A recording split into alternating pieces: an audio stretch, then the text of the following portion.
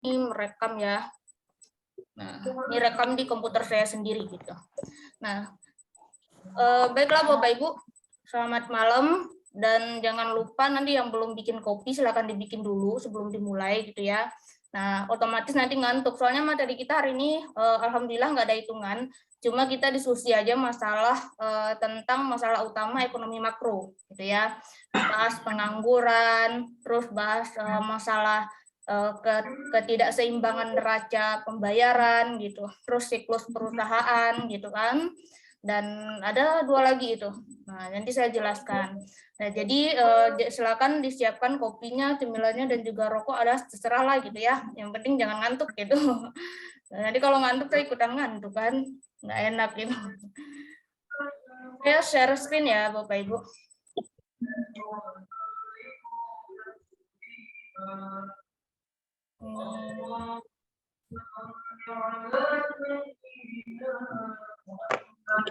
Oke, udah kelihatan ya? Sudah, Bu dosen. Oke. Baiklah, kita sekarang membahas masalah-masalah utama dalam ekonomi makro, gitu ya. Apa aja sih masalah-masalah utama dalam ekonomi makro gitu. Nah, secara garis besar, sebelumnya saya sudah jelaskan bahwa ekonomi makro itu membahas hal-hal terbuka, gitu ya. Hal-hal terbuka dalam perekonomian itu maksudnya adalah perekonomian makro membahas masalah ekspor dan impor yang berhubungan dengan dunia internasional gitu. Nah, seperti itu. Jadi ekonomi makro itu sendiri permasalahannya banyak gitu ya, tidak hanya secara individual tetapi juga secara umum gitu. Nah, itu banyak banget permasalahannya. Jadi Bapak Ibu nanti akan melihat apa saja sih yang akan saya sampaikan gitu. Nah, 5 masalah ekonomi makro. Yang pertama itu pertumbuhan ekonomi. Pertumbuhan ekonomi secara nasional itu dibahas dalam ekonomi mikro gitu ya. Kalau secara internasionalnya ada pengaruh ke nasional gitu. Misalkan kita kan biasanya import kedelai ya buat tempe gitu ya. Nah, biasa dulu kan kedelainya udah nggak ada gitu, terus apa namanya tuh stoknya udah mau habis gitu kan. Sempat-sempat tempe yang mau kita makan itu adalah mahal harganya gitu ya, pernah kan? Nah, yang di Jawa itu pasti ngerasain gitu. Dan itu pengaruh kepada pertumbuhan ekonomi gitu. Berpengaruh kepada pertumbuhan ekonomi. Misalkan kalau harga mahal, perputaran ekonomi itu rendah gitu. Orang nggak mau beli gitu ya. Orang nggak mau beli, otomatis orang yang nggak mau beli itu otomatis mereka nggak makan gitu. Nah, bisa menghemat makanan istilahnya ya. Ketika menghemat makanan terjadilah namanya gizi buruk dan lain-lain gitu. Nah, itu efeknya. Makanya pertumbuhan ekonomi dan baik dari SDM-nya sendiri atau masyarakat sendiri maupun ekonominya itu sendiri itu sangat berpengaruh gitu. Nah, itu. Jadi nanti kita akan lihat apa saja sih pertumbuhan ekonomi yang sangat bermasalah dalam ekonomi makro tersebut. Nah, terus ada siklus kegiatan perusahaan atau konjungtur. Nah, konjungtur itu apa? Nanti ada kurvanya, nanti saya jelaskan. Di dalam ekonomi makro, perusahaan itu berperan penting memegang yang namanya ekspor impor tadi. Jika ada barang dari dalam negeri, itu diekspor ke luar negeri. Nah, hasilnya menambah devisa dalam negeri, gitu ya, menambah keuntungan dalam negeri gitu. Dan itu membuat pertumbuhan ekonomi juga naik, gitu, karena pendapatan per kapita kita bertambah, gitu. Nah, terus yang ketiga adalah masalah pengangguran. Nah, masalah pengangguran ini adalah masalah yang paling sering kita temui di kehidupan sehari-hari, dan itu mana tahu tetangga atau orang sekitar kita juga mengalami itu gitu ya. Tetapi ada jenis-jenisnya nanti, pengangguran seperti apa, dan dia termasuk pengangguran apa gitu kan. Nah, itu ada. Lalu masalah inflasi. Inflasi itu adalah kenaikan harga, baik bahan pokok dan juga bahan-bahan yang memang kebutuhan yang utama kita gitu. Baik BBM-nya, terus beras atau apa gitu ya, sandang pangannya gitu. Nah, terus yang kelima, ketidakseimbangan neraca pembayaran. Nah, neraca pembayaran ini maksudnya adalah neraca pembayaran internasional. Nah, jadi ada keseimbangan nanti. Kalau tidak seimbang, itu akan terjadi masalah. Masalah itulah yang akan menimbulkan bisa kemiskinan, bisa juga negara itu bangkrut kalau masalahnya serius gitu. Nah, oke. Kita lanjut ke pertumbuhan ekonomi. Nah, pertumbuhan ekonomi itu sendiri maksudnya adalah perkembangan ekonomi yang membuat atau memproduksi jasa itu bertambah gitu. Jasa dan barang itu produksinya bertambah gitu kan ya. Yang siapa yang memproduksi yaitu masyarakat gitu. Masyarakat yang memproduksi barang dan jasa itu bertambah. Nah, jadi perkembangan ekonomi itu dilihat bagaimana pengaruh dari barang dan jasa yang diproduksi oleh masyarakat itu sendiri. Misalkan Bapak Ibu memproduksi sabun mandi, misalkan ya. Ketika sabun mandi itu banyak permintaannya, tentu produksi Bapak Ibu meningkat gitu. Nah, semakin meningkat berarti permintaan semakin meningkat juga gitu ya. Produksi meningkat berarti permintaan juga semakin meningkat gitu. Atau sebaliknya, misalkan ya, kalau tak ada permintaan produksinya nggak ada gitu. Nah, jadi itu yang namanya perputaran ekonomi. Ketika semuanya meningkat dalam batas seimbang, itu perkembangan ekonominya bagus, maka terjadilah yang namanya pertumbuhan ekonomi. Kalau penurunan ekonomi berarti barang dan jasa tadi itu lemah gitu ya, tidak bertambah.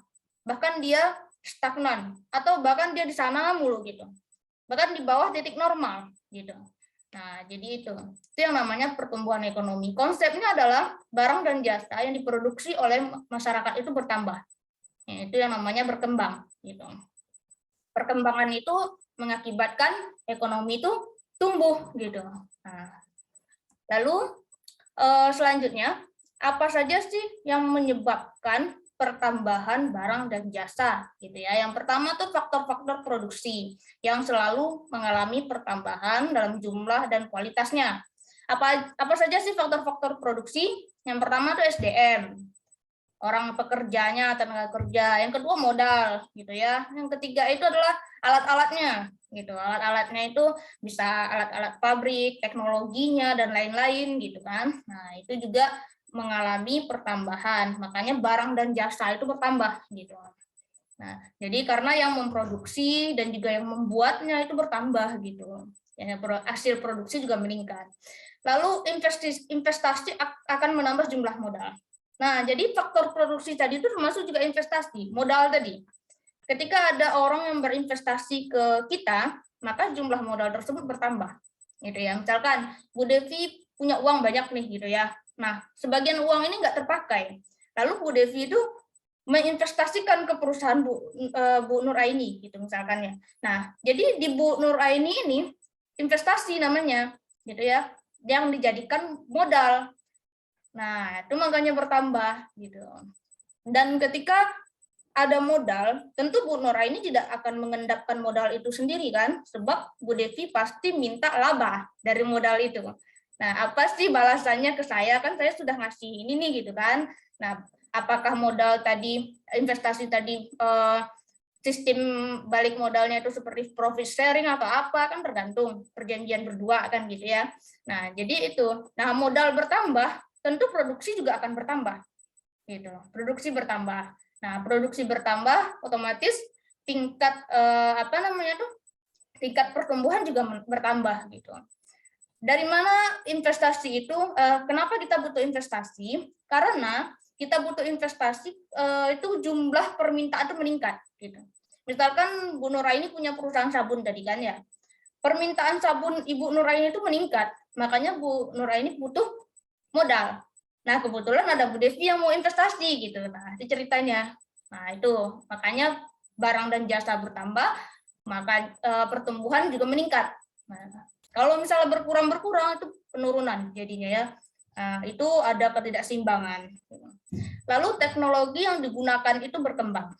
Maksudnya adalah dulu kalau orang jahit ini, penjahit ini biasanya dulu kan rame-rame itu masang payet dijahit, terus nanti pakai jahit tangan misalkan ya. Nah, mesinnya dulu itu pakai mesin yang kaki itu ya, bukan mesin kaki, mesti mereknya Singer itu kan, masih itu gitu kan. Sekarang enggak. pakai listrik semua gitu. Kayak gitu tuh, udah sebentar selesai gitu kan. Bagian konveksi atau garment atau itu kan tugasnya itu. Terus pemintal benang ini dulunya itu pakai manual tuh digulung pakai kayu gitu. Nah sekarang udah ada mesinnya. Bahkan karena mesin ini orang-orang yang bekerja tuh tergantikan. Nah, itu makanya adanya pengangguran tadi kan, disebabkan salah satunya juga oleh teknologi gitu. Tetapi dengan teknologi juga kita bertumbuh gitu. Nah, jadi serba salah kan, satu bertumbuh, satu bermasalah gitu. Jadi silakan disikapi dengan baik gitu. Lalu selanjutnya ini kurva pertumbuhan potensial. Maksudnya potensial itu adalah yang memang seimbang gitu. Dan pertumbuhan sebenarnya gitu ya. Potensial itu masih ada loh gitu, yang bisa kita tumbuhkan gitu, yang bisa kita capai gitu ya. Nah ini saya menjelaskan ini saya sebenarnya saya nggak suka nih banyak-banyak kata-kata ini, pusing kita bacanya kan. Jadi saya jelaskan aja simpelnya. Kurva produksi AB itu menandakan yaitu batas maksimum dari kombinasi barang. Misalkan ada barang pertanian, ada barang industri. Nah, jika kombinasinya seimbang dan itu akan menciptakan titik P. Nah, batas yang namanya batas maksimum gitu. Ketika batas maksimum sudah dicapai, berarti pertumbuhan ekonominya baik gitu kan, seimbang. Nah, lalu di huruf M itu, huruf titik M, itu biasanya itu pertumbuhan ekonominya menurun karena barang industri dan juga barang pertanian itu produksinya rendah. Nah, ini juga mengakibatkan faktor-faktor produksi menganggur. Contohnya, faktor produksi, tenaga kerja menganggur kan, karena nggak ada bahan-bahannya, terus mesinnya juga menganggur gitu. Nah, nggak ada bahan yang mau diolah gitu. Nah, itu membuktikan bahwa pertumbuhan ekonominya di bawah rata-rata, gitu ya, di bawah pertumbuhan yang seimbang, gitu. Nah, terus yang R itu maksudnya adalah kurva pertumbuhan ekonomi yang tinggi, gitu. Yang kalau bisa kita bisa mencapainya, gitu kan ya. Nah, biasanya itu kalau lewat dari R itu udah inflasi kita, gitu. Seperti itu. Jadi itu maksud dari kurva tersebut. Jadi X itu adalah barang industri kan ya. Nah, yang Y itu adalah barang pertanian gitu.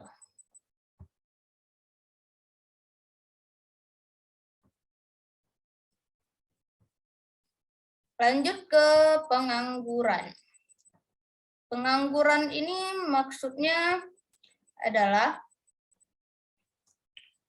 kalau pengangguran kita secara umum menyebutkan adalah orang tidak bekerja, gitu ya. Orang yang nggak bekerja, yang tidak menghasilkan uang, kan gitu ya. Nah, tetapi secara ekonominya kita bisa mengartikan atau menerjemahkan bahwa pengangguran itu adalah suatu keadaan di mana seseorang yang sudah masuk usia angkatan kerja dan ingin bekerja, tetapi belum dapat pekerjaan. Misalkan usia kerja 25 sampai 60 misalkan ya, kalau untuk PNS. Nah, tetapi dia belum juga bekerja gitu. Itu namanya pengangguran gitu. Nah, seperti itu. Itu yang arti dari pengangguran. Lalu pengangguran ini sangat berpengaruh kepada ekonomi makro gitu. Ketika suatu negara penganggurannya banyak, otomatis pertumbuhan ekonominya rendah gitu. Karena tidak ada perputaran uang. Nah, tidak ada perputaran uang karena orang menganggur itu tidak ada uangnya, makanya dia tuh tidak ada beli ini beli itu nggak ada gitu, nggak ada siklus ekonominya di situ. Nah, oke. Selanjutnya jenis-jenis pengangguran. Pengangguran itu jenisnya 1, 2, 3, 4, 5, 6, 7, 8. 8 ya. Ada juga kemarin yang bilang pengangguran sukarela. Pengangguran sukarela itu seperti ibu-ibu rumah tangga. Nah, dia memang masa kerja, tapi dia memilih tidak bekerja dan mengurus rumah tangga gitu. Nah, itu juga pengangguran, tetapi pengangguran sukarela. Lalu selanjutnya itu ada pengangguran yang tidak bisa dikatakan pengangguran, seperti orang tua-tua yang tidak sanggup kerja, itu tidak bisa dikatakan pengangguran. gitu. Nah, jadi ini jenis-jenis pengangguran itu yang pertama adalah pengangguran siklis. Itu disebabkan karena fluktuasi ekonomi yang tidak menentu. Nah, seperti resesi. Kita saat ini sudah dihantu-hantui ya dengan kata-kata resesi. Resesi itu adalah pemotongan atau pemangkasan faktor-faktor ekonomi gitu, termasuk tenaga kerja. Nah, salah satunya PHK. Nah, itu adalah termasuk pengangguran siklis namanya. Karena ada fluktuasi ekonomi yang saat ini inflasinya sangat banyak dan sangat tinggi, sehingga perusahaan tidak lagi sanggup membiayai atau memberikan upah kepada karyawannya, akhirnya gitu ya, akhirnya mereka di PHK gitu. Lalu pengangguran friksional. Kalau pengangguran friksional ini maksudnya adalah orang yang memang bekerja dan seseorang itu dia di masa transisi gitu ya. Nah, misalkan dia keluar dari pekerjaan sebelumnya tapi belum dapat pekerjaan lagi gitu. Misalkan saya keluar dari perusahaan A gitu ya. Nah, saya di rumah aja gitu, tetapi saya tetap melamar kerjaan, tapi belum ada panggilan gitu. Nah, itu friksional gitu ya. Nah, terus pengangguran musiman. Kalau musiman ini pekerjanya itu juga musiman, seperti kontraktor gitu ya, bekerja di konstruksi. Misalkan bapak-bapak yang di kontraktor itu dia bekerja sesuai jangka waktu proyek. Nah, ketika proyeknya sudah selesai, dia nggak kerja lagi. Itu namanya pengangguran musiman. Ketika dia tidak bekerja. Tapi kalau dia kerja lagi dengan kontrak yang baru, dia nggak pengangguran gitu. Nah, tetapi kalau udah nggak kerja, dia pengangguran musiman. Nah, itu juga tidak terlalu mengganggu gitu ya. Nah, terus pengangguran struktural. Kalau pengangguran struktural ini maksudnya adalah misalkan saya bekerja nih di perusahaan A misalkan ya. Nah, jadi di perusahaan A itu saya nggak cocok lagi gitu di sana. Soalnya gajinya gajinya kecil gitu. Saya mau gajinya besar gitu ya. Nah, jadi saya nggak cocok, ya udah saya keluar gitu. Nah, terus ternyata yang perusahaan tuh mengganti saya dengan robot gitu. Nah, itu namanya struktural karena ada penggantinya, makanya kita di PHK gitu. Sekarang kan banyak ya PHK yang menggantikan kita dengan robot gitu. Misalkan tadi itu pemintal benang biasanya manusia yang kerjain putar-putar begini kan, gulung benang. Sekarang udah diganti dengan mesin gitu. Nah, yang orang yang dulu yang ramai itu udah nggak ada lagi, gitu kan? Nah, itu struktural, karena strukturalnya berubah, gitu. Lalu pengangguran jangka panjang. Yang jangka panjang maksudnya adalah orang yang tidak bekerja selama lebih dari 27 pekan. 27 pekan itu berapa bulan itu ya? Berapa bulan itu? 28, 7 bulan ya? 7 bulan kurang, gitu ya. Keluar nggak tuh 7 bulan apa 4 bulan itu? Nah, silakan dihitung ya 27 pekan atau lebih. Nah, itu biasanya pengangguran permanen gitu ya. Nah, pengangguran permanen ini kalau udah lebih dari 27 pekan atau lebih tidak bekerja, biasanya mereka tuh malas bekerja. Hanya beberapa orang saja yang tertarik untuk bekerja gitu kan. Nah, itu banyak juga di Indonesia itu. Lalu pengangguran terselubung. Yang terselubung ini adalah mereka sebenarnya bekerja gitu, tapi tidak produktif. Ada mereka juga nggak masalah, nggak ada mereka juga nggak masalah sama perusahaan. Bahkan mereka keluar aja perusahaan nggak terlalu mementingkan dia gitu kan. Nah, seperti itu. Itu namanya terselubung gitu. Nah, seperti yang santai-santai gitu kan, yang itu kan nggak produktif gitu. Lalu pengangguran kasual. Yang kasual ini adalah pengangguran yang keren masa kini ya. Disebut pengangguran tapi duitnya banyak gitu. Yaitu anak-anak muda sekarang kan, mereka bekerja sesuai kontrak, tetapi duitnya masih banyak juga gitu karena pekerjaan mereka tidak terikat. Itu freelance gitu ya, freelancer, pekerja lepas. Jadi bisa pindah-pindah gitu. Nah, itu. Ini sangat digandrungi saat ini ya, freelancer ini. Jadi mereka tuh bisa bekerja di mana aja dan bisa pindah-pindah perusahaan tempat bekerja dan juga perusahaan yang memang membutuhkan mereka juga banyak gitu. Nah, sesuai kemampuan perusahaan tersebut. Lalu pengangguran klasik. Ini pengangguran klasik ini pengangguran masa yang lama-lama ya. Alasannya satu cuma. gajinya harus tinggi, ya, tapi kontribusi yang diberikannya kecil. Maunya gajinya tinggi gitu, tapi nggak kerja gitu loh. Kalau bisa kerjanya enak-enak aja gitu. Nah, itu klasik gitu ya. Kalau kita klise banget gitu alasannya. Oh, nggak kerja dapat gaji gede kan gitu ya. Nah, itu jenis-jenis pengangguran gitu. Oke, selanjutnya faktor penyebab pengangguran. Kekurangan permintaan agregat. Maksudnya permintaan agregat ini adalah orang-orang perusahaan sudah mengubah tenaga manusia menjadi robot gitu, menjadi mesin. Sehingga permintaan perusahaan terhadap tenaga kerja itu rendah. Makanya mereka menganggur. Itu namanya permintaan agregat. Permintaan dari perusahaan itu sendiri terhadap SDM gitu. Terus dan teknologi semakin berkembang. Nah, ini yang saya bilang tadi. Sekarang HP udah bisa menggantikan marketing, gitu ya. Bisa WA, bisa sekarang Facebook AdSense, itu yang pernah kita bahas kan. Bisa juga sekarang Instagram, iklan Instagram sekarang udah bisa gitu kan. Nah, sekarang tuh gampang banget gitu. Jadi nggak perlu banyak-banyak orang bekerja gitu ya. Nah, itu yang menyebabkan pengangguran juga gitu. Nah, selanjutnya tuh dampak pengangguran. Yang pertama itu adalah mengurangi tingkat pendapatan masyarakat.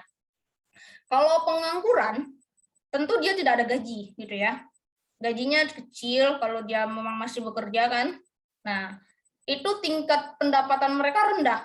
Sehingga ketika dihitung secara kapitalnya, gitu ya, di suatu daerah, pendapatannya tidak mencapai batas keseimbangan. Nah, tidak meningkat gitu. Makanya pendapatan masyarakat yang pengangguran itu kecil gitu. Itu mengurangi tingkat pendapatan dalam masyarakat itu. Per kapitanya berkurang gitu ya. Nah, terus mengurangi tingkat pengeluaran konsumsi masyarakat. Secara siklus ekonomi, produksi, distribusi, konsumsi tentu balik ke produksi lagi kan. Nah, tetapi ketika sudah tersendat di konsumsi, tentu orang yang mendistribusikan ini kerjanya berkurang karena masih ada di pasaran gitu, belum dibeli-beli konsumen gitu ya. Nah, tentulah produksi itu juga berkurang gitu. Kalau sudah banyak barang di pasaran, ngapain diproduksi lagi gitu kan? Nah, itu akan berkurang. Itu pengaruhnya. Jadi tingkat pengeluaran konsumsi masyarakat berkurang karena pendapatan tak ada yang diakibatkan oleh pengangguran. Jadi siklus ekonomi juga berpengaruh gitu. Lalu mengurangi perputaran ekonomi. Nah, yang tadi saya bilang perputaran ekonomi tadi, konsumsi, produksi, distribusi, konsumsi tadi itu putaran ekonomi. Nah, kalau dia konsumsi terganggu ya udah gitu kan, semuanya juga terganggu gitu. Makanya ekonomi itu harus mencapai titik keseimbangan. Nah, baru bisa dia dikatakan keseimbangan ekonomi gitu ya. Nah, oke, selanjutnya itu inflasi. Nah, masalah yang ketiga ini adalah inflasi. Nah, inflasi ini sedang kita rasakan, gitu ya, sedang kita rasakan saat ini, yaitu suatu proses kenaikan harga-harga yang berlaku dalam suatu perekonomian. Harga BBM naik, harga pakaian juga naik, harga bahan pokok naik, makan tempe aja bisa 1.000, sekarang jadi 5.000 gitu kan. Nah, bahaya banget gitu. Bisa-bisa tempe juga udah kita hindari dikit-dikit gitu kan. Nah, itu. Jadi untuk inflasi itu sangat berpengaruh pada pertumbuhan ekonomi, baik mikro maupun makro. Yang paling kelihatan itu secara makro, gitu. Mempengaruhi pendapatan masyarakat, mempengaruhi siklus ekonomi, gitu kan ya.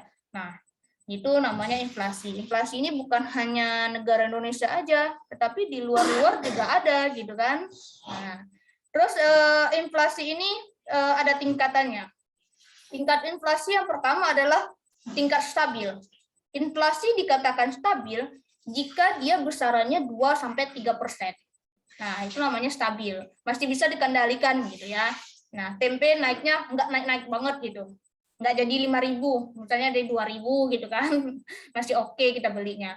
Terus moderat itu pertengahan gitu ya. Nah, jadi besarannya adalah 4-10%. Nah, 4-10% ini moderat. Nah, itu bisa juga berpengaruh ke pendapatan, sebagian masyarakat terpengaruh, sebagian tidak, tergantung pendapatannya gitu. Ada masyarakat yang pendapatan besar tidak terpengaruh dia gitu ya, tidak terlalu. Tapi yang menengah ke bawah itu sangat merasakan. Misalkan beli tempe tadi, penghasilannya cuma sekian, tempenya naik sekian gitu. Sangat terasa buat mereka gitu kan, karena bertambah gitu. Nah, terus inflasi serius? Yang serius itu 10% ke atas. 10% ke atas ini adalah itu tingkat serius yang bisa-bisa semua perusahaan kadang-kadang tutup gitu ya. Atau bisa negara ini bangkrut. Nah, itu namanya serius. Karena udah kelewatan dan itu terjadi di 98 gitu ya. Tahun 98 itu pernah terjadi dan akhirnya kalau Habibie naik, dia menurunkan menaikkan nilai rupiah gitu. Ya, menaikkan nilai rupiah dan akhirnya berhasil juga gitu kan. Nah, setelah masuk ke Soeharto itu masa Soeharto itu kan semuanya dikendalikan satu orang saja gitu, satu orang saja oleh Soeharto. Waktu Soeharto itu positifnya itu pertanian berkembang, gitu. Pertanian berkebunan berkembang, semuanya murah gitu ya. Nah, jadi gimana lagi kan? Dan inflasi satu kali itu inflasi sampai sekarang. Masalahnya tetap sama, duit masuk kantong masing-masing gitu. Kalau masyarakatnya nggak untung nggak apa-apa gitu ya. Yang penting pejabatnya kaya gitu. Nah, terus faktor-faktor penyebab inflasi. Inflasi itu disebabkan oleh tingkat pengeluaran agregat yang melebihi kemampuan perusahaan menghasilkan barang dan jasa. Nah, jadi pengeluaran agregat ini maksudnya gaji buruh dinaikkan, tapi barang dan jasa yang dihasilkannya itu rendah. Bahkan barang tersebut kadang-kadang tidak terjual, nggak mampu orang beli gitu. Nah, itu juga faktor inflasi gitu ya.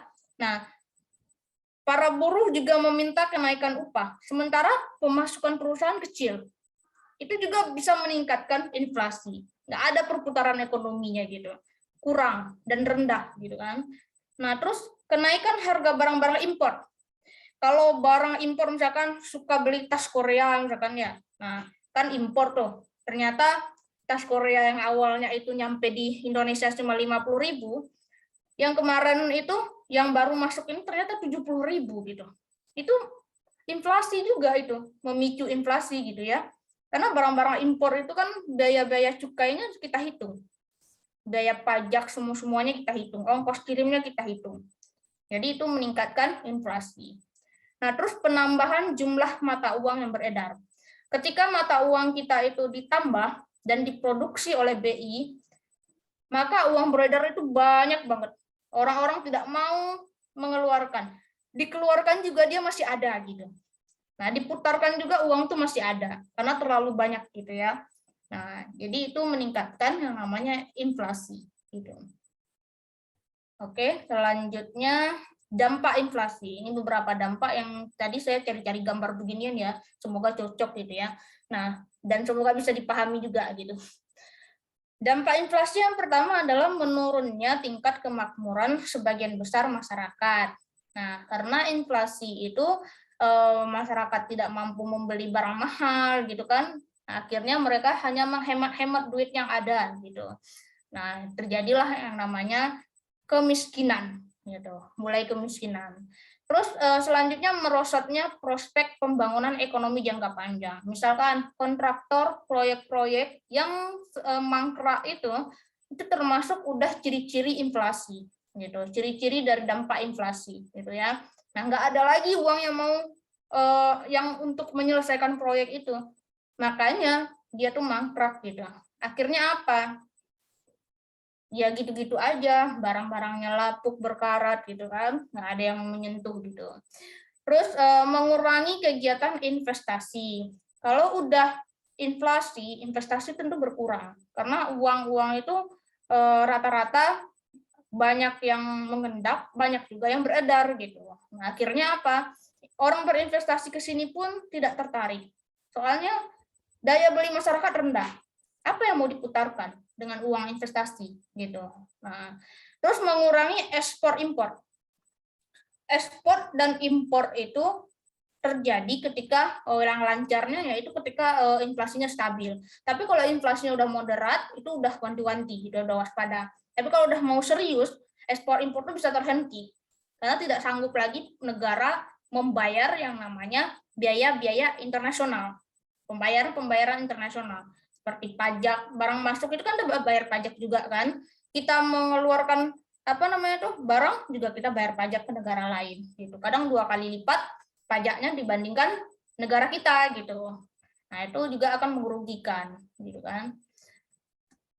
Lalu yang selanjutnya itu ketidakseimbangan neraca pembayaran. Nah, di sini maksudnya adalah kondisi di mana impor itu lebih besar daripada ekspor. Nah, kita nerima aja gitu kan. Kita beras kemarin itu, kita nerima aja dari luar gitu. Ternyata beras kita banyak gitu. Akhirnya apa? Neraca pembayaran tidak seimbang dan terjadilah namanya hutang negara gitu. Nah, jadi kan aliran modal masuk dan keluar itu tidak seimbang. Jadi ada yang modal masuk itu, misalkan kita udah mengeluarkan uang nih beli beras buat stok di dalam negeri misalkan ya.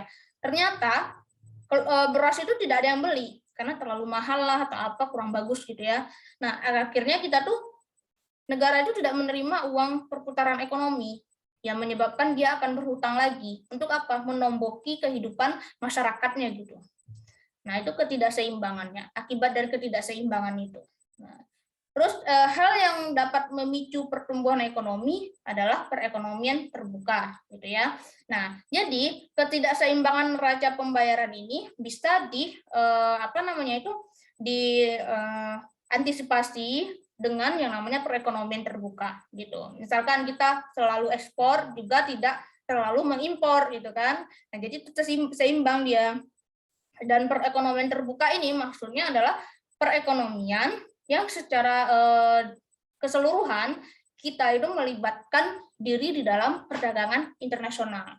Perdagangan internasional itu ekspor dan impor, gitu ya. Kita terima dan kita keluarkan juga, gitu barang kita. Dan kebanyakan dari Indonesia adalah mengekspor bahan mentah dan membeli lagi bahan yang sudah jadi itu. Udah dari kita ke orang, jadinya buat kita juga, gitu kan. Nah, jadi kita belum sebagian besar belum punya pabrik atau perusahaan yang memproduksi barang jadi kayak mobil ya. Kita impor tuh baja gitu ya, bahan-bahan baja. Kita beli mobil buatan Korea, buatan Cina gitu kan. Nah, padahal bahannya dari kita kan, gitu. Buatan Jepang gitu. Seperti itu. Tapi kalau kita tidak terlibat, tidak akan meningkat juga perekonomian gitu. Nah, itu. Lalu manfaatnya apa sih gitu? Mendorong naiknya produksi dalam negeri yang akhirnya akan menambah devisa negara. Produksi dalam negeri itu adalah ketika banyak permintaan kayu dari luar negeri, itu kita memproduksi kan di dalam negeri, jadi kita kirimkan gitu. Nah, itu meningkat. Itu juga menambah devisa negara. Dari mana devisa negara itu? Dari pajak, dari bea cukainya, dari keuntungan internasional gitu. Nah, terus mendorong naiknya aliran modal ke dalam negeri gitu yang akan meningkatkan investasi dalam negeri. Jika perekonomian terbuka mencapai neraca keseimbangan, itu bisa meningkatkan investasi ke dalam negeri. Kalau ada orang yang menambah investasi ke dalam negeri dan itu pembagian profitnya bagus, tentu ekonomi kita akan maju. Tapi sayangnya selama ini yang kita lihat hanya beberapa pengelola ekonomi ya, pelaku ekonomi yang menerapkan ajas-ajas kejujuran gitu ya. Nah, jadi banyak yang gitu kan, kayak kereta cepat itu Jakarta Bandung itu nggak selesai kan setengahnya masuk kantong mereka gitu kan, kita nggak tahu gitu. Dan tiba-tiba ada bengkak gitu. Itu juga itu termasuk perdagangan internasional gitu. Itu ada investasi dari Jepang, awalnya dari Cina, terus nggak ada Cina lagi Jepang gitu kan. Nah, akhirnya ya kalau Jepang kan dia jujur katanya gitu. Nah, seperti itu.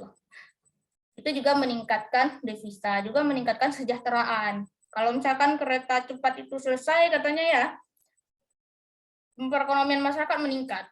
Kita tuh bisa 4 jam sampai Bandung gitu ya. Nah, dari Jakarta gitu. Yang awalnya cuma berapa jam, bisa jadi 2 jam ya, 4 jam sampai Bandung, oke. Tapi kalau ini dipangkas setengahnya, berarti 2 jam sampai Bandung ya, Jakarta-Bandung gitu. Kemarin gitu katanya, gitu. Terus dampak surplus dan defisit neraca pembayaran dalam perekonomian, ini maksudnya adalah di sini yang kita bahas neraca pembayaran internasional. Nah, kalau neraca pembayaran nasional itu biasanya antar kita gitu ya, antar perusahaan. Terus misalkan perusahaan Bu Nurai ini dengan perusahaan Bu Devi gitu kan, antar itu aja gitu. Kalau internasional, negara dengan negara gitu. G2G gitu kan, B2B gitu. Nah, seperti itu. Jadi neraca pembayaran internasional ini maksudnya adalah suatu ringkasan pembukuan yang di dalamnya itu tergambarkan aliran pembayaran dari negara lain ke kita, terus pembayaran kita kepada negara lain gitu kan. Nah, seperti itu.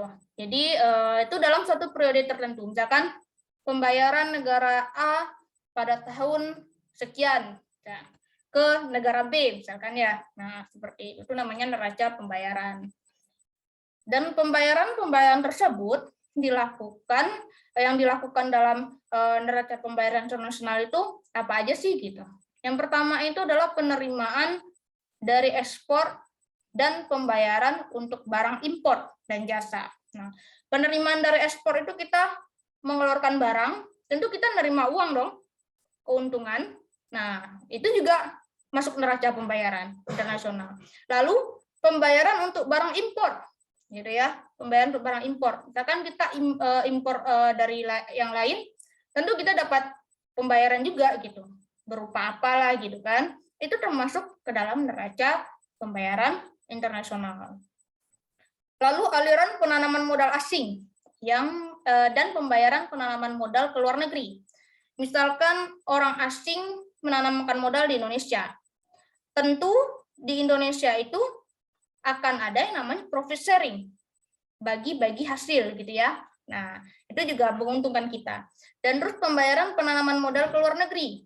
Dan kita menanamkan modal ke luar negeri, tentu kita ada pencatatan pembukuannya. Nah, itu. Nah, terus aliran masuk dan aliran keluar modal asing jangka pendek. Misalkan deposito ke luar negeri gitu kan, yang kata Pak Jokowi ada uang 11 triliun itu kan. Nah, itu juga masuk neraca pembayaran tapi hilang gitu. Seperti itu. Nggak ada wujudnya gitu kan. Ya, seperti itu. Oke, ini nampaknya. Kalau surplus itu bertambah ya, kalau defisit itu berkurang gitu. Penurunan, kalau surplus itu kenaikan gitu. Jadi ini ada 2 jenis neraca penting dalam pembayaran internasional. Kita harus tahu. Ada neraca perdagangan. Itu menggambarkan keseimbangan ekspor dan impor. Namanya dagang. Ada ekspor keluar, ada impor ke dalam, gitu kan. Nah, terus neraca keseluruhan. Itu maksudnya adalah penggambaran dari perimbangan keseluruhan aliran pembayaran luar negeri dan penerimaan dari luar negeri. Nah, itu neraca-neraca 2 ini yang paling penting dipahami, itu berbeda gitu ya. Kalau neraca perdagangan itu skala kecil, neraca keseluruhan itu udah besar, semuanya dihitung gitu, dirangkum gitu. Lalu selanjutnya defisit. Nah, ini tadi saya bilang pembayaran ke luar negeri. Defisit itu ya pembayaran ke luar negeri yang melebihi dari penerimaan dari luar negeri. Maksudnya kita ngeluarin uang banyak ke luar negeri, tapi yang kita terima cuma dikit gitu.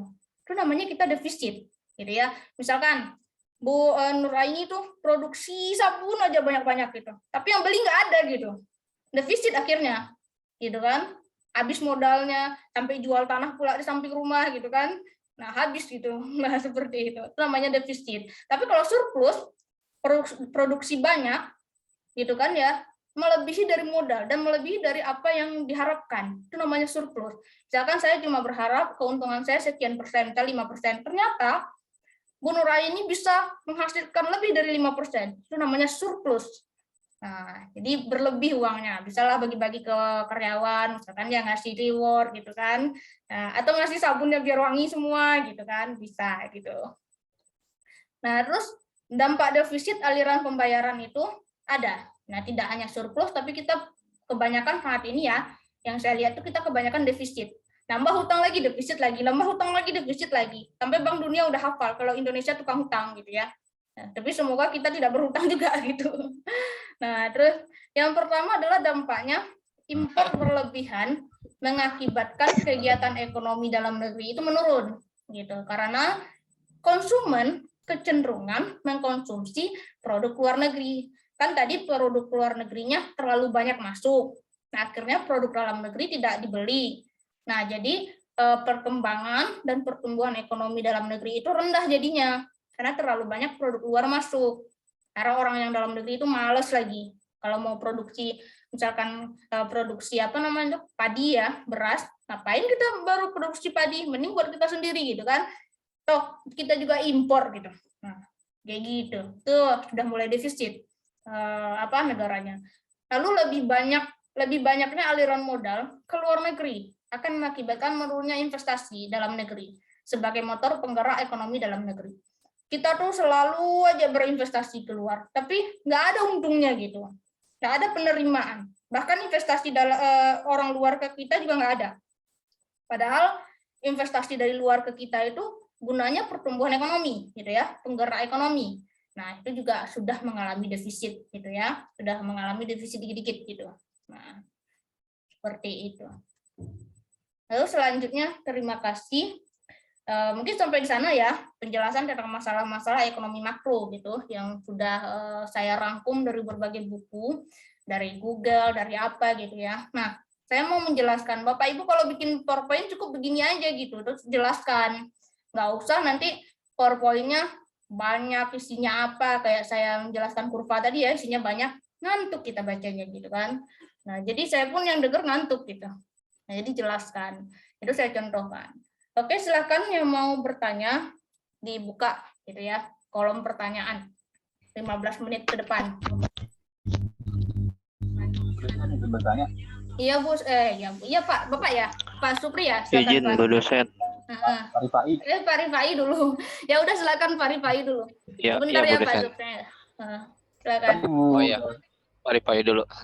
tadi Bu dosen kan bilang katanya Ya, Pak Presiden Habibie menaikkan rupiah. Nah, saya jadi penasaran tuh, menaikkan tuh maksudnya gimana gitu, caranya seperti apa? Terima kasih Bu. Tadi saya bilang tuh menaikkan rupiah ada kata nilai gitu ya, menaikkan nilai rupiah gitu ya terhadap dolar. Nah, jadi nilai rupiah itu terhadap dolar 7.000 gitu. $1 itu 7.000 rupiah gitu artinya. Nah, kalau sekarang $1 berapa, Pak? 15.000 lebih dikit. Silakan lihat di Google dan di BI kan. Nah, jadi itu menaikkan rupiah. Kalau rupiah terhadap dolar itu di bawah 15.000 itu udah oke itu. Udah bagus itu kan. Apalagi kalau di bawah 10.000. Wah, Indonesia maju itu. Bisa-bisa benar lagi maju gitu kan. Nah, udah kaya semua orang di Indonesia gitu. Tapi kalau dia udah 15.000 itu udah jelek banget gitu. Nilai beli rupiah itu rendah jadinya gitu. Nilai jual ya, nilai beli itu. Nah, itu kita akan belajar di akuntansi, belajar itu Pak, akuntansi keuangan mengenai nilai jual rupiah itu. Seperti itu Pak Rifai. Itu menghitungnya ketika itu Pak Habibie ngapain ya? Menurunkan nilai rupiah, terus dia tuh menarik investor dari luar kalau nggak salah ya. Silakan baca sejarahnya gitu. Saya sedikit lupa. Soalnya saya ingatnya cuma tentang ekonomi kalau Pak Habibie itu berhasil menaikkan nilai rupiah 7.000 per $1.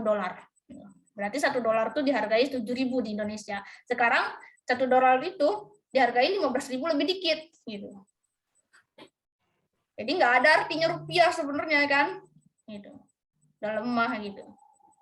Jadi kalau orang dari Indonesia ke Amerika itu lumayan lah gitu kan ya. Dari Amerika ke Indonesia itu juga kaya mereka nyampe Indonesia. Happy mereka kan, uangnya banyak gitu. Secara rupiah, tapi secara dolar dikit gitu kan. Tapi mereka happy gitu. Seperti itu. Baik, terima kasih. Ya, sama-sama Pak. Silakan Pak Supri. Siapa lagi yang nanya tadi? Pak Supri ya? Silakan. iya, Bu dosen. Ya, silakan Pak. Iya, Bu dosen. Ya.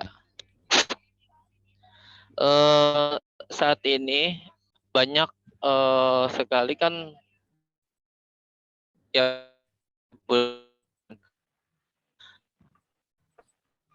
ini kan misalnya kita menarik investor dari luar ya, investor asing. Kalau misalkan banyak negara kita, apa dampak negatifnya banyak investor asing masuk dalam negeri? Banyak investor asing masuk ya negara bisa terjual, Pak. Gitu. Iya. Gitu. Karena kenapa? Mereka menginvestasikan uangnya loh ke kita kan. Oh, bangun stasiun ini ya gitu kan. Nah, oke, bangun stasiun itu. Nah, akhirnya dari Indonesia mereka kan dapat profit sharing tuh, dapat pembagian hasil gitu ya. Nah, kadang-kadang di pembagian hasil ini nggak adil gitu. Kadang negara yang tempat berinvestasi itu dapat banyak, terlalu banyak, sehingga yang di Indonesia itu tidak ada lagi gitu, dikit-dikit, jadi tidak ada pertumbuhan ekonomi, kadang seperti itu. Dan terlalu banyak investor itu akan menghabiskan negara kita, Pak. Kan investasi itu ibaratnya gini, Bapak punya uang 100 juta, nah Bapak investasikan ke saya 30 juta, misalkan ya, otomatis Bapak 70 juta masih punya kan, berarti perusahaan itu masih milik Bapak. Ketika Bapak nanti berinvestasi lagi ke saya 10 juta, jadi 40 juta milik saya, 60 juta milik Bapak kan? Masih oke, Bapak punya. Iya. Tapi kalau udah saya punya 70%, 60 juta, Bapak 40, otomatis perusahaan punya saya dong. Karena saya lebih dari 50% pemiliknya. Nah, jadi makanya investasi itu kalau udah melebihi 50 plus 1, itu hati-hati gitu ya. Nah, aliasnya itu 51% punya investor, cuma 40% punya kita, itu hati-hati. Bisa saja kita dikuras gitu. Nah, seperti itu. Karena terlalu banyak berinvestasi kita ya, gitu. Dan itu pun jadi perusahaan Bapak tuh milik saya, akhirnya saya mengendalikan, Bapak nggak punya apa-apa gitu, nggak punya hak lagi. Bahkan di Dewan Rapat Saham itu Bapak juga suaranya kalah juga gitu. Bisa saja gitu ya. Nah, tergantung nanti pegangan Bapak apa gitu. Nah, jadi hati-hati kalau investasi. Jadi kalau ada yang kelebihan duit misalkan ya, nah mereka kan kadang santai aja gitu karena investasi itu cuma lebih duit saya doang gitu kan. Nah, ada pula perusahaan gini. Bapak Ibu, dia punya lebihan duit, kelebihan uang. Dia itu mendanai startup, perusahaan-perusahaan rintisan. Nah, kelebihan uangnya tadi. Mereka tidak memikirkan kalau uang itu akan diambil cepat keuntungannya. Nah, kalau startup itu kan berdiri, dia tuh cepat naik, cepat pula habis gitu. Contohnya apa coba? Yang startup yang udah bangkrut yang kita bahas lalu-lalu. GDID gitu misalkan ya. Banyak investornya, ternyata dia bangkrut gitu. PHK karyawannya gitu. Terus yang terbaru kemarin itu apa ya? Zenius ya, kalau nggak salah. Zenius. Nah, tidak tertandingi dia dengan ruang guru gitu. Dia nggak bisa menandingi ruang guru yang udah banyak peminatnya gitu kan. Nah, seperti itu. Nah, jadi hati-hati dengan investasi. Kalau terlalu banyak berinvestasi, kita miskin jadinya gitu.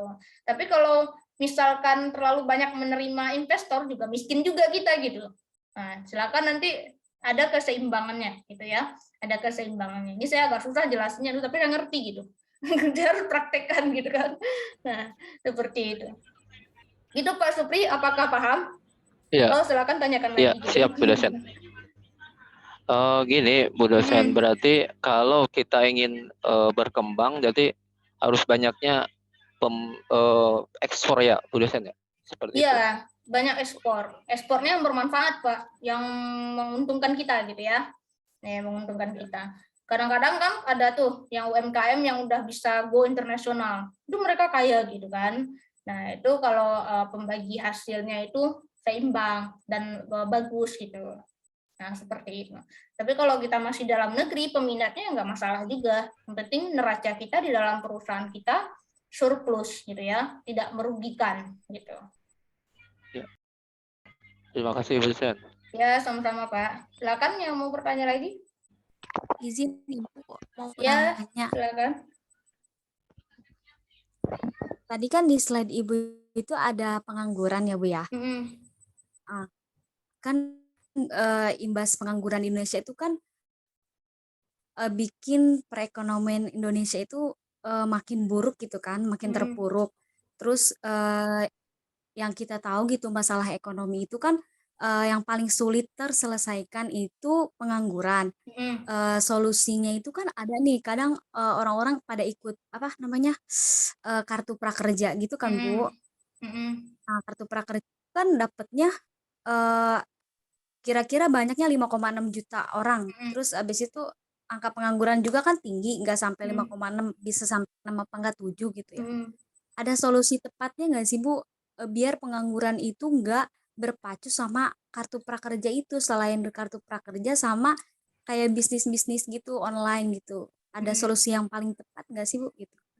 Oke, saya sebagai peserta kartu prakerja dulu nih Bu, gitu ya. Saya penerima prakerja dulu gitu kan, selama 4 bulan gitu kan. Nah, tapi waktu itu saya lagi mengembangkan perusahaan saya gitu kan. Jadi saya diluluskan karena alasannya itu. Lalu saya kan jujur-jujur aja ngisinya kan ya. Tahu-taunya lolos gitu kan. Kirain nggak lolos tadi kan. Nah, terus nanti yang kartu prakerja itu memang ketergantungan kita ya. Duitnya cuma 600.000. Sebulan aja hidup di Jakarta nggak cukup dengan 600.000, bayar kosan habis gitu kan ya. Nah, jadi saya dulu itu jualan online, jualan obat herbal gitu kan, jualan kurma, jualan apa gitu kan. Nah, seperti itu baru tertutupi. Tapi kalau misalkan kita hanya berharap dengan kartu prakerja, 4 bulan habis, nganggur lagi gitu kan, dan kita penerima prakerja itu sebenarnya secara halusnya sudah dicap pengangguran yang hanya menampung dari negara gitu. Nah, termasuk saya gitu kan, yang selama 4 bulan nampung ke negara gitu. Memalukan juga sepertinya gitu kan, walaupun butuh gitu. Nah, jadi iya, betul. Jadi, nah seperti itu. Jadi kalau kita berharap hanya kartu prakerja, itu tidak bisa gitu. Nah, tujuan pemerintah memberikan prakerja itu adalah sebagai modal. Nah, itu intinya sebenarnya kan ya, sebagai modal usaha. Dan di dalam prakerja itu sendiri diciptakanlah atau dimasukkan yang namanya pelatihan-pelatihan untuk menunjang kita berkreativitas gitu. Nah, misalkan Bu Ratna nanti setelah dapat dari kartu prakerja itu latihan-latihan, nah itu Bu Ratna terpikir gitu, oh saya buka bisnis ini aja deh, karena pas pelatihan itu saya dapat ilmu ini gitu kan. Nah, dulu saya tuh ikut pelatihan startup, bagaimana membuka startup awal gitu kan. Nah, apa yang kendala-kendalanya gitu. Itu juga positifnya prakerja itu sebenarnya. Tapi secara tidak langsung prakerja habis kalau tidak kita produktif, kalau kita tidak bisa produktif, prakerja itu nggak ada artinya gitu loh. Nggak ada artinya gitu kan. Nah, efeknya apa? Kita akan jadi pengangguran lagi gitu loh. Kita akan jadi pengangguran lagi. Nah, seperti itu. Akhirnya pengangguran kita kadang lebih dari 70 pekan itu udah pengangguran jangka panjang jadinya kan ya. Nah, jadi kalau solusi saya gitu ya, ini menurut saya aja Ibu ya, gitu. Setiap pengangguran itu kan penyebabnya atau tidak hanya ketika kita umur, usia, bukan hanya usia tapi juga pendidikan. Nah, ini sangat berpengaruh gitu ya, sangat berpengaruh untuk dunia kerja.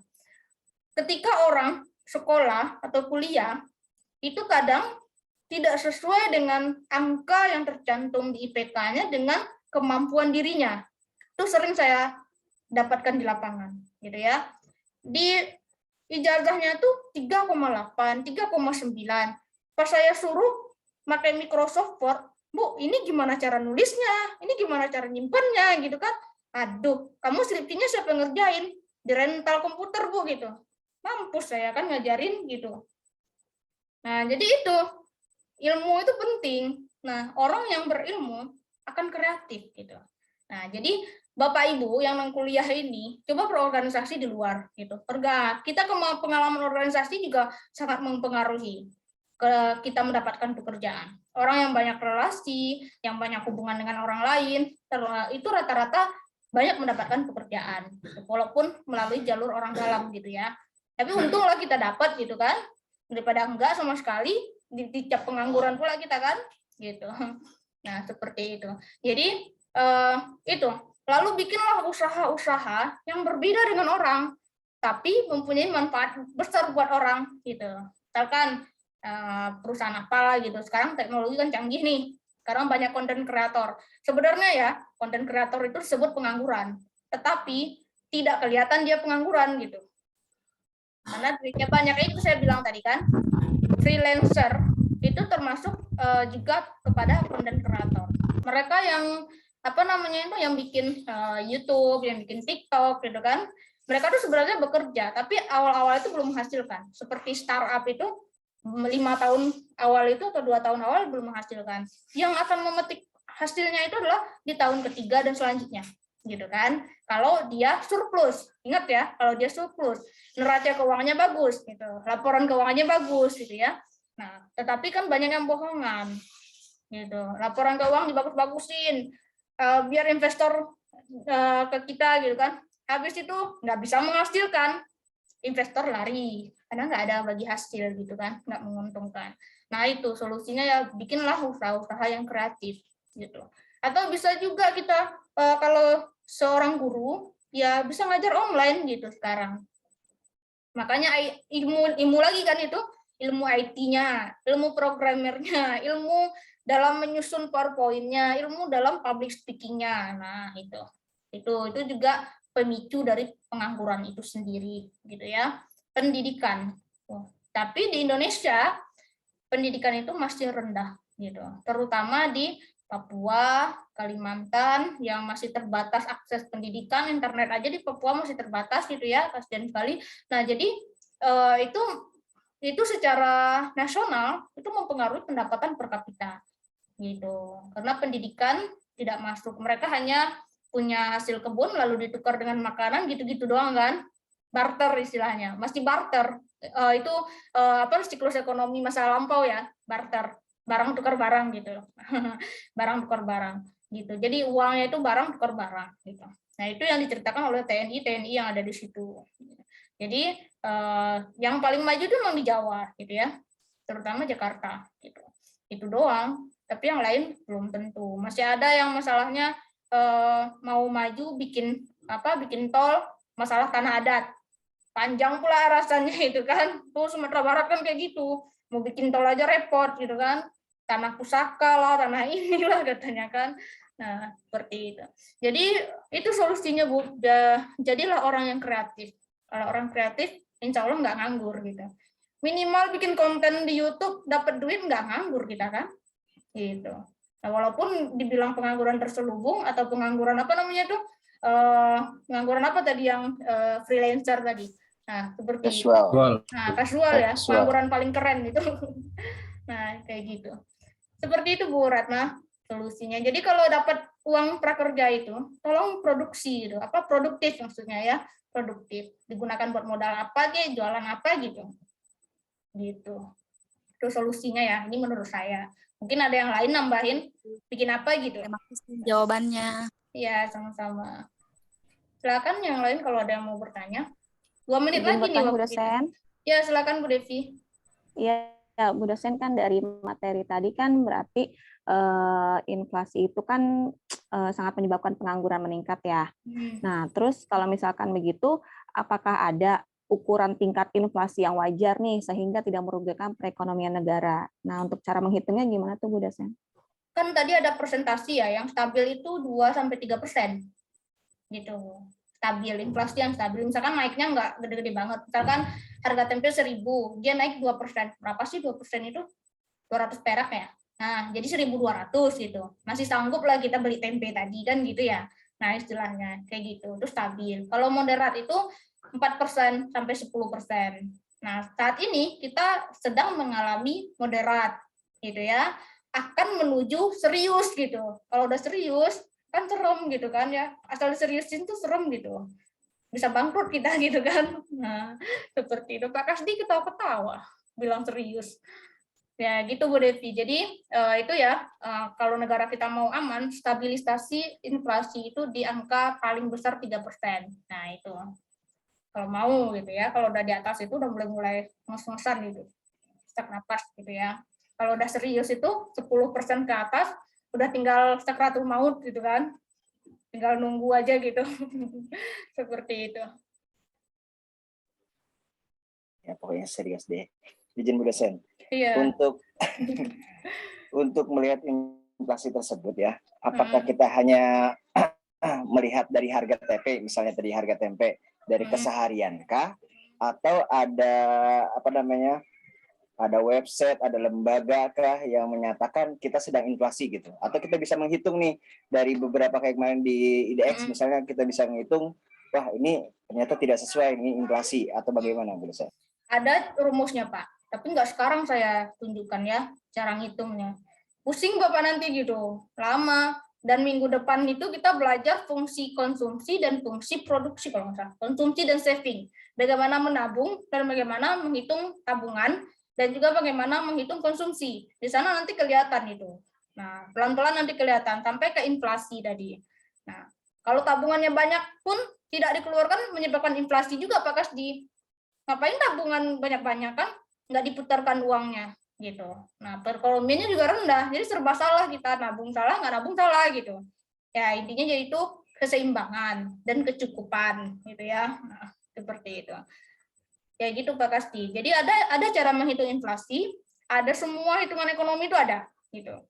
Tapi kalau saya bongkar sekarang pusing kita nanti ya gitu. Itu di akuntansi belajar itu Pak, akuntansi. Berarti ada ya? Ada, pasti ada. Di akuntansi internasional saya dulu belajar itu. Bagaimana ekspor impor gitu ya. Menghitung bea cukai itu belajar juga kita itu Pak. Pajak-pajak itu. Itu di akuntansi itu. Kalau masalah hitung-hitungan silahkan Pak Kasdi pindah jurusan ke akuntansi gitu ya. Nah, penasaran kan? Kalau manajemen. Assalamualaikum warahmatullahi wabarakatuh. Waalaikumsalam nih Pak Abrar nih.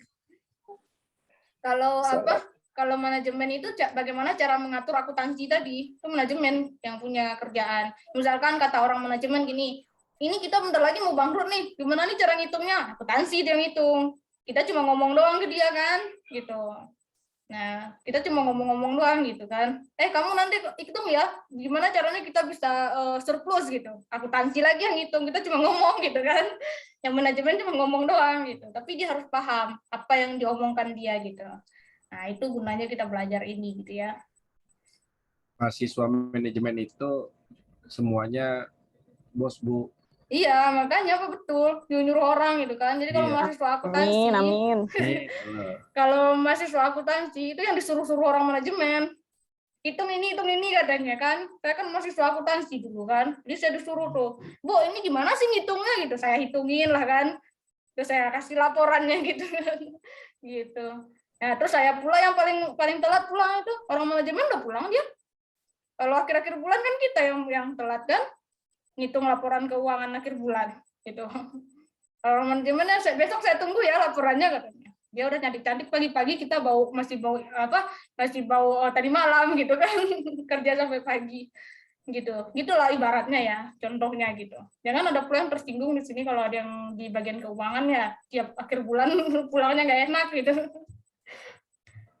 Tapi gajinya gede loh itu.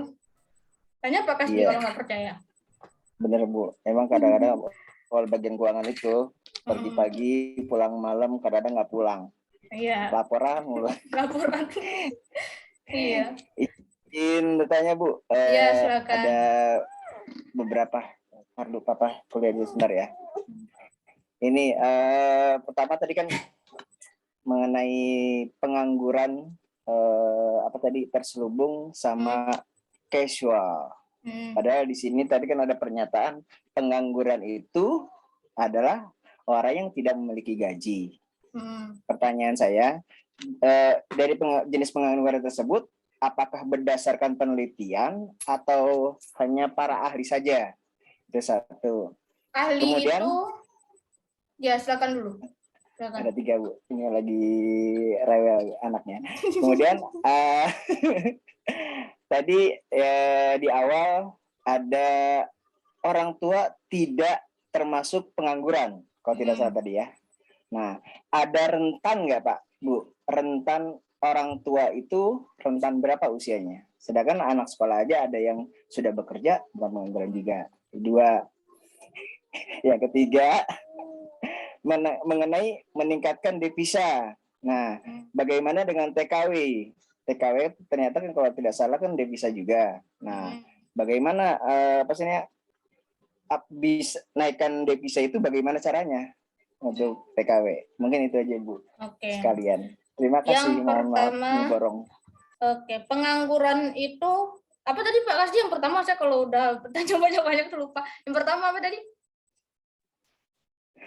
Tadi para ahli atau pengangguran itu kan ahli itu kan dia itu menciptakan pengertian sesuatu tuh tentu berdasarkan penelitian ya Pak ya, gitu ya, penelitian itu. Tentu kita belajar dari mereka, gitu ya. Nah, jadilah teori dari lapangan, jadi asumsi mereka, maka jadilah teori, gitu ya. Karena teori itu terjadi karena sudah berulang-ulang kebenaran itu terjadi, gitu. Jadi pengangguran itu memang seperti itu pengertiannya. Dan dalam kehidupan sehari-hari, yang dulu-dulu itu, pengangguran itu seperti itu, Pak. Tapi sekarang, kita nggak tahu pengangguran. Loh. Orang di rumah aja kita nggak bisa bilang pengangguran loh. Mana tahu dia bikin konten gajinya dari YouTube 1M kan? Nggak tahu kita. Gitu.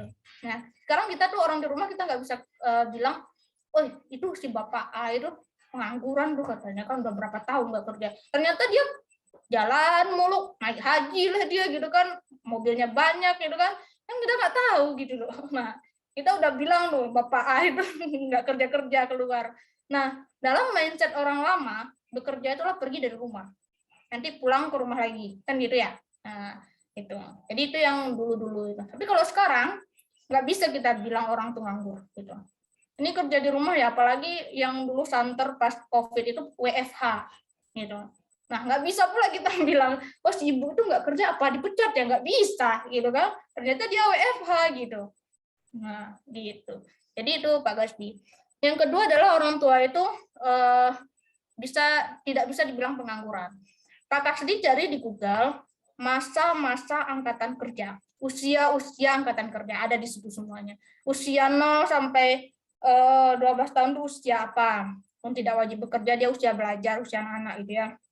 Nah, terus usia 21 ke atas tuh usia angkatan kerja misalkan. Nah, usia 60 ke atas tuh mereka tidak dibilang lagi pengangguran karena tidak lagi usia angkatan kerja. Nah, jadi silakan dicari nanti usia angkatan kerja gitu. Nah, oke. Nah, itu. Ada itu. Saya kemarin belajar tapi saya nggak masukin tadi. Tadi sempat kepikiran masukin nggak ya gitu kan. Ya udahlah, nanti ada tanya yang itu gitu kan. Nah, lalu devisa. TKW itu seperti Pak Kasdi bilang minggu lalu, kan ada yang namanya GDP, GNP, NNP, NNI itu kan Pak Kasdi ngitung sendiri kan itu pasti tahu jawabannya. Devisa itu ditambah dari TKW apakah tidak gitu. Kalau misalkan TKW-nya ke situ untuk memperkayakan dirinya, dia termasuk GDP, GNP, NNI, NNP atau apa gitu. Nah, silakan Pak Kasdi hitung sendiri, pasti tahu kan gitu. Nah, jadi kalau misalkan tenaga kerja itu memberikan efek positif ke negara kita, TKW tadi memberikan efek positif, berarti dia meningkatkan pendapatan nasional. Apa namanya itu? Kan ada kemarin kan ya. Nah, kalau dia itu di dalam negeri, apa pula namanya? Nasional jadinya kan.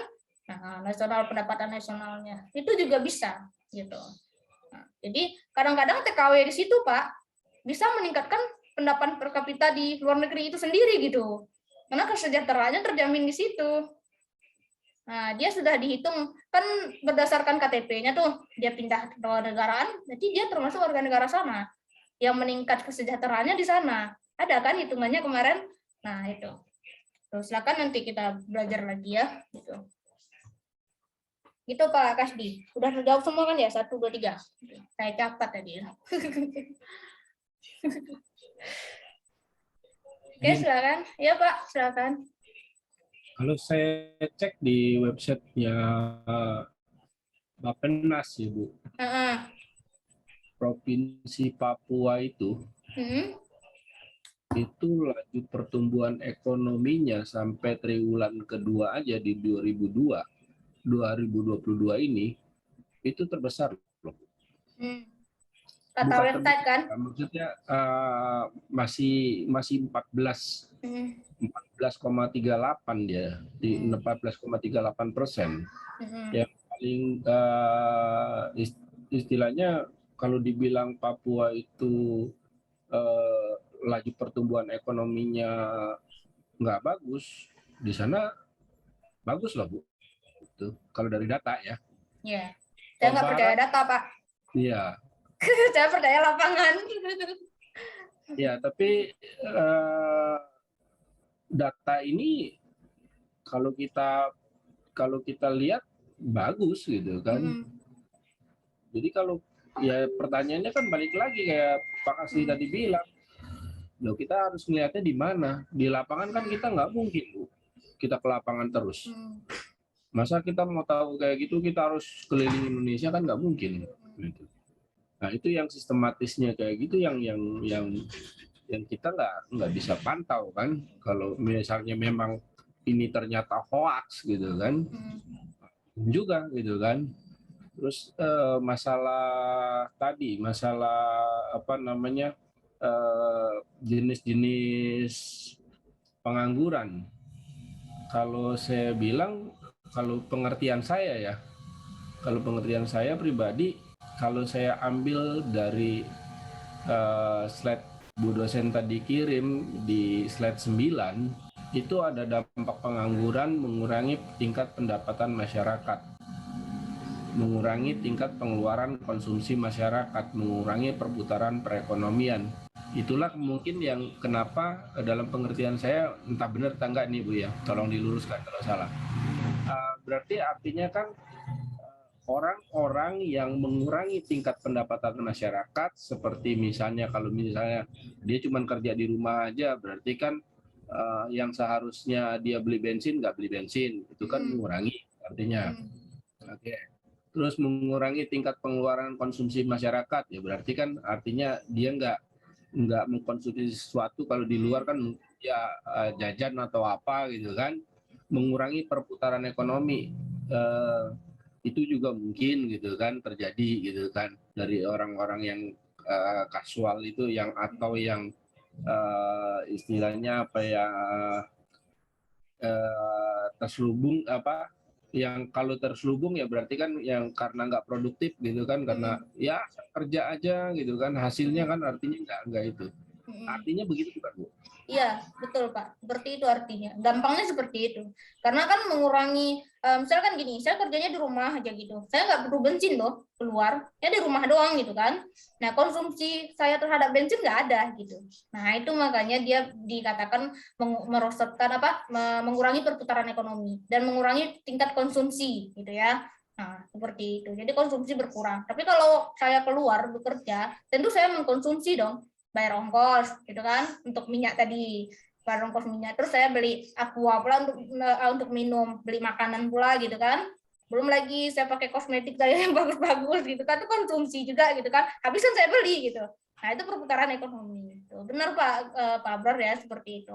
Terkait yang di Papua tadi, saya kenapa saya bilang nggak terlalu percaya data ya gitu ya, karena orang manajemen itu bisa memanipulasi data gitu, manipulasi laporan-laporan itu bisa, kita kan ada caranya gitu. Makanya jadi semoga aja memang meningkat gitu ya, tapi sampai saat ini saya masih ada beberapa daerah yang memang kemiskinan itu masih ada gitu ya, tingkat pertumbuhan rendah itu masih ada gitu. Nah ini kata masih ya, masih ada gitu.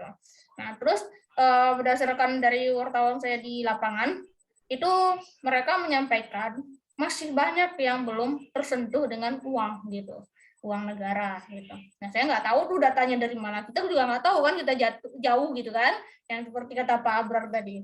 Nah seperti itu. Nah, kalau orang lapangan bilang begitu, tapi kalau data bilang begitu, ya itulah ya tugas kita yang menelitinya gitu. Nah, meneliti di Papua ya, kita ke Papua gitu, kalau mau gitu. Karena di situ mungkin meningkatnya itu Pak, di situ kan ada Freeport ya kalau nggak salah ya gitu. Nah ada perusahaan-perusahaan tambang gitu. Nah perhitungan mereka tuh apakah itu saja, apakah sudah keseluruhan? Nah kita nggak tahu. Mungkin ada faktor-faktor yang belum terdata, mungkin saja gitu ya. Ada yang sudah gitu. Itu kemungkinan itu bisa terjadi gitu ya. Nah, semoga aja memang meningkat gitu. Jadi hampir samalah mereka dengan kita jadinya kalau meningkatkan. Yang lebih bagus malah kalau saya perhatikan itu malah di Sulteng, Sulawesi Tengah itu luar biasa. Sulawesi Tengah itu apa ya yang bagus di situ, yang banyak pemasukan tuh? Pariwisata bukan? apa sih itu? Dia tuh ada satu-satu itu yang meningkatkan itu dilihat dari mananya gitu. Nah, yaitu yang meningkatkan dari pendapatan daerahnya atau dari pendapatan pariwisatanya kan banyak tuh pos-posnya. Nah, itu yang sangat membantu gitu kan. Nah, itu yang dibilang dalam buku saya pernah baca bahwa terkadang data yang disampaikan itu sudah digabungkan. Nah, kita nggak tahu nih bagian mana yang kurang gitu kan. Yang kita tahu adalah data keseluruhan yang tercantum gitu. Dan itulah yang digunakan pemerintah untuk mengklaim kalau itu pertumbuhannya bagus. Tapi kalau sama dengan artinya kan kalau kayak gitu sama dengan perhitungan PDB kemarin kan, Bu? sama, Pak. Sama. Artinya kan itu kan perhitungan secara global. Ya, sebenarnya satu provinsi. Ya, pada lini-lini tertentu itu mungkin masih banyak kekurangannya gitu. Jadi kalau secara hitungan global, ya mungkin gitu kan. Karena ya contohlah tadi Papua di sana kan ada Freeport, ya kan, otomatis kan karena nilai jual Freeport itu kan tinggi gitu kan. Makanya dia bisa jadi istilahnya pencapaiannya tinggi gitu kan. Tapi kalau mungkin secara dilihat satu-satu ya cuma satu aja gitu yang baik. Kurang lebih mungkin seperti itu kali Bu ya. Betul. Seperti itu Pak. Kita kan nggak tahu ya. Mungkin pos yang ini dimasukkan jadi banyak gitu kan. Nah gitu kan kita nggak tahu juga pengaruh arbitrasi di situ, kita nggak paham gitu. Tapi mudah-mudahan aja memang meningkat gitu ya, daripada menurun kan kasihan kita kan gitu. Nah, karena ada beberapa faktor gitu yang mempengaruhinya. Seperti itu. Ada pertanyaan lagi, silakan. Izin Bu dosen. Iya Pak, nanti silakan. Terkait masalah dengan investasi ya. Bagaimana caranya menghindari investasi? Gimana caranya menghindari perusahaan kita biar tidak terkuras dengan investor itu, Bu? Terima kasih. Ya Bapak ya dibatasi, Bapak yang mau diinvestasikan berapa persen dulu gitu. Nah, Bapak atur dulu kan skemanya bagaimana gitu. Nah, saya cuma boleh mengeluarkan atau membolehkan orang berinvestasi ke saya sebanyak 40% gitu. Berarti 60% masih punya Bapak dong gitu kan. Nah, seperti itu. Udah ada di perusahaan masing-masing pasti ada batas-batas itu kan. Nah, kalau udah melebihi 30%, kadang udah diwanti-wanti gitu, takut gitu. Nah, jadi kalau misalkan negosiasi, kalau negosiasi itu tergantung perusahaan gitu Pak. Jadi gitu. Siap. Ya Bu, makasih. Iya, sama-sama Pak. Jadi ada batas-batasnya ya, ada angka-angkanya. Ya, jangan nanti investor boleh masuk 60% gitu. Mampuslah kita kan, dia yang punya gitu kan. Kita nggak ada dapat apa-apa gitu. Dapat bagi hasil doang. Nah, seperti itu. Kadang kan ada tuh saham-saham yang di IDX itu ya, yang terbuka. Itu kan dia terbuka itu kan bisa orang internasional beli. Nah, itu ada batas-batasnya mereka mengeluarkan itu, saham itu. Kan investor berinvestasi bisa dengan saham, bisa dengan obligasi. Nah, itu ada pembagiannya gitu. Nah, nanti hasilnya dari perusahaan itu bentuknya dividen. Dan itu keuntungan dari saham tadi itu namanya dividen gitu ya. Nama hitung dividen itu ada Pak Kasdi. Itu di pengantar akuntansi 2 gitu. Pengantar akuntansi 2 biasa ada hitung saham dan obligasi. Ada belajar nggak? Kalau nggak ada, Pak Kasdi belajar akuntansi keuangan 1 dan 2. Itu masuk jurusan akuntansi. Gitu ya Pak Nandi, Pak Kasdi. Pindah lagi akuntansi. Ya, ya Pak. Nanti kalau saya jelaskan pula cara hitung saham gitu Pak. Wah banyak itu Pak, serius. Waktu itu saya dikasih soal 50 gitu kan. Setiap pulang kuliah soalnya 5. Besok kuliah lagi 5 lagi mau pulang kan. Gitu. Itu hitung saham doang. Ada saham biasa, ada saham preferen. Nah, banyak pula jenis sahamnya. Ada obligasi ini itu gitu kan. Obligasi yang paling istimewanya ada gitu. Nah, itu harganya berbeda. Dan kalau yang biasanya yang saham preferen itu kayaknya saham istimewa gitu ya. Dan itu bisa kita secara akte notaris memilikinya. Kita nanam saham, kita juga bisa jadi pendirinya di situ. Nah, jadi dewan itunya di sana gitu. Seperti itu. Jadi kayak gitu. Tapi kalau kita cuma berinvestasi saham kayak di reksadana itu kan kita kan orang luar. Cuma kita penerima hasil saja gitu ya. Penerima gaji hasil aja gitu. Gitu ya, Bapak Ibu. Iya, Pak. Kayaknya kalau dilihat sekarang ini semua negara mengalami inflasi ya, Bu ya. Iya kan semuanya mengalami inflasi. Inggris sudah hampir resesi juga dia. Terus apalagi sebelahnya Inggris itu udah resesi juga gitu kan. Amerika aja udah 8%-an lebih. Iya, Amerika apa malahan kan gitu. Iya. Nah, seperti itu.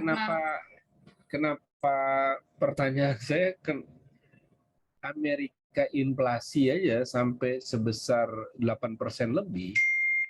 Indonesia bisa nilai tukarnya kembali lagi tadi itu. Ini kenapa nilai tukarnya sampai 15.000 sekian gitu kan. Kalau misalkan Amerika inflasi, Pak, nilai tukar makin naik, Pak. Dinaikin di kita gitu. Karena dia mencari untung gitu loh. Nyari uang masuk. Makanya dinaikin. Kita kan berkaca ke mereka ya. Dolar semua kan. Jadi mata uang dunia sekarang gitu.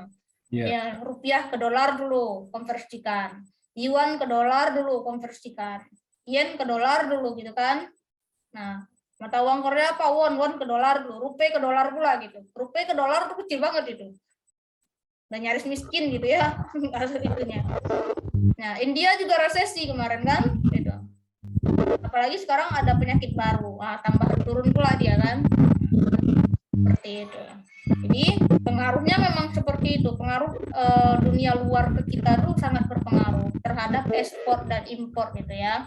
Nah, seperti itu. Ini ada pertanyaan, apakah terjadinya inflasi bisa diantisipasi? Bisa Pak, gitu kan? Bisa diantisipasi. Cara menjaga keseimbangan ekonomi. Jangan terlalu banyak jajan, jangan pula terlalu banyak beli, jual gitu. Jadi keseimbangan, intinya keseimbangan. Makanya kalau orang jual barang, kalau tawar menawar, Bu Devi nawar ke saya beli sayur, misalkan ya. Bu, saya jual kan 6.000, 3.000 aja lah Bu, nggak mau saya kan. Nah, terus kalau nggak 5.000 gitu. Nah, tercapai Bu Devi setuju, saya setuju, itu namanya titik keseimbangan. Equilibrium, titik keseimbangan. Nah, itu belajarnya di teori ekonomi makro, dan itu pengantar akuntansi 1 ada itu. Pengantar akuntansi gitu ya. Nah, seperti itu. Jadi mencapai titik equilibrium namanya, titik keseimbangan, titik E. Nah, itu bisa diantisipasi kalau kita seimbang. Kalau sekarang kan enggak, kita ngutang mulu, tapi nggak produktif gitu. Itu yang menyebabkan.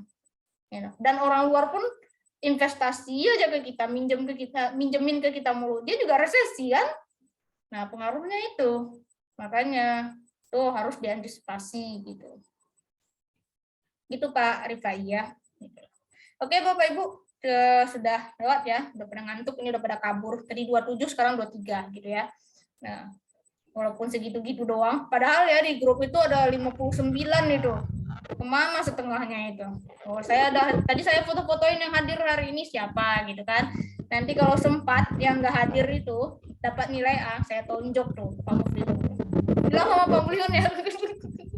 Dari mana nilai A-nya? Gue udah bilang kan. Oke. Gaib Bu.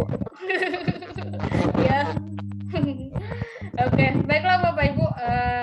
Sampai di sini ya perjumpaan kita, udah pada ngantuk, istirahat karena habis pulang kerja. Besok kita jumpa lagi di mata kuliah yang berbeda. Bosan kan ketemu saya mulu ya? Ketemu saya mulu gitu. Ya udah, untuk tugasnya nanti saya upload di e-learning ya. Tugasnya itu cari materi fungsi konsumsi dan fungsi saving. Gitu ya. Nanti ada rumusnya itu.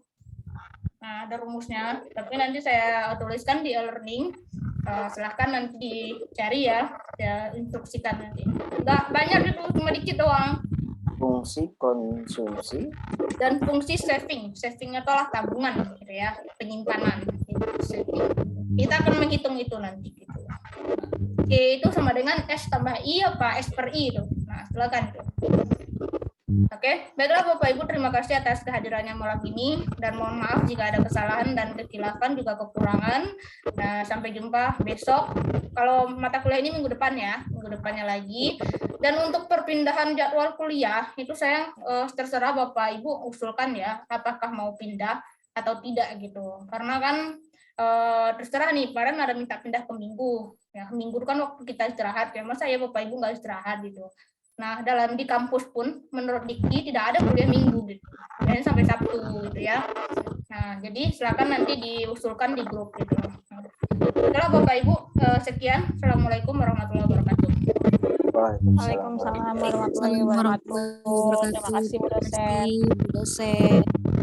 Makasih Dino.